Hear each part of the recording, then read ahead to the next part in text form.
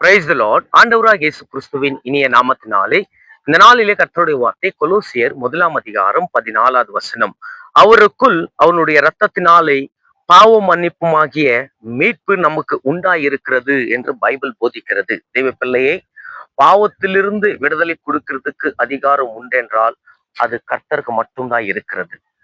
அவர் தவிர இந்த உலகத்துல நீங்கள் எங்க போனாலும் பாவத்திலிருந்து விடுதலை பெற முடியாது. அந்த அதிகாரம் யாருக்கும் இல்லை.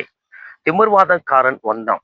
அவனுக்கு வந்த உடனே கர்த்தர் அவனுக்கு சொன்ன வார்த்தை என்னவென்றால், மகனே திடன்குள், உன் பாவங்கள் மன்னிக்கப்பட்டது என்று சொன்ன உடனே அங்க இருக்கிற ஜனங்கள் பாவத்திலிருந்து விடுதலை கொடுக்க இவருக்கு யார் அதிகாரத்தை கொடுத்தது என்று இயேசுவை அந்த இடத்துல முறுமுறுத்து கொண்டிருந்தார்கள். ஆனாலும் கர்த்தர் அதெல்லாம் பார்க்காம ஒரு மனிதனுக்கு விடுதலை கொடுத்தார். அப்போ விடுதலை கொடுக்கறதுக்கு அவருக்கு மட்டும்தான் அதிகாரம் இருக்குது என்றால் கண்டிப்பாக இயேசுவை தவிர வேறு யாருக்கும் நம்மளுடைய பாவத்திலிருந்து அதிகாரம் கொடுக்க அதிகாரம் யாருக்குமே இல்லை.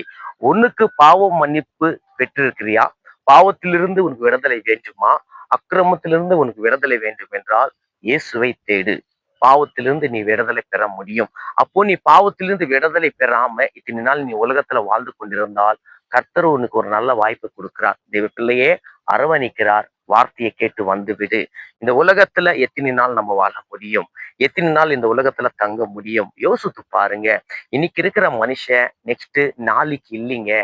தேவ பிள்ளையே, அப்போ நம்ம பாவம் மன்னிப்பு பெற வேண்டும். கண்டிப்பாக இந்த உலகத்துல யாராரு எல்லாரும் இருக்கிறார்களே, எல்லாருமே பாவ மன்னிப்பு பெற்றே ஆக வேண்டும். அப்போ இயேசு கிட்ட வந்தால் வலிய பாவத்திலிருந்து விடுதலை பெற முடியாது. சிலர் சொல்லுவாங்க, நான் அங்க போனா பாவத்திலிருந்து விடுதலை பெற முடியும், இங்க போனால் பாவத்திலிருந்து விடுதலை பெற முடியும் என்று. எங்க போனாலும் பாவத்திலிருந்து எந்த மனுஷனால விடுதலை பெற முடியாது. ஆண்டவராக இயேசு கிறிஸ்துதான் பாவத்திலிருந்து விடுதலை கொடுக்க முடியும். அப்போ உனக்கு பாவத்திலிருந்து விடுதலை வேண்டும் என்றால் சொந்த இரட்சகராக இயேசுவை ஏற்றுக்கொள். அப்பொழுது உன் பாவத்திலிருந்து உன் விடுதலை கொடுக்கும். கர்த்தர் இந்த வார்த்தை மூலியமா உன்னோடு பேசினான் என்று நான் விசுவாசிக்கிறேன். ஒரு நிமிஷம் கண்களை மூடி நம்ம ஜெபிக்கலாம். மகா பரிசுத்தமும் கிருபையும் நிறைந்த நல்ல பிதாவே, ஆசீர்வதிக்கப்பட்ட இந்த அருமையான காலை நேரத்துல எங்களோடு பேசினதுக்காக கோடி நன்றி டாடி. இந்த ஆன்லைன்ல பார்த்து கொண்டிருக்கிற பிள்ளைகளை பாவம் மன்னிப்பு பெற்றிருக்கிறோம், அந்த முழு நிச்சயம் இருக்கிறதா என்று இந்த வார்த்தை மூலியமா நீங்கள் இவங்களோடு பேசினதுக்காக கோடி நன்றி டாடி. அப்படியா செய்ய போற தெய்வக்காக கோடி ஸ்தோத்திரிக்கிறோம். துதிகான மகிமை ஒருவருக்கே செலுத்துகிறேன். ஆண்டவரும் மீட்பரும் இரட்சகரும் இயேசு கிறிஸ்துவின் நாமத்தில் வேண்டிக் கொள்கிறோம் ஜீவனுள்ள நல்ல பிதாவே. ஆமேன், ஆமேன், ஆமேன்.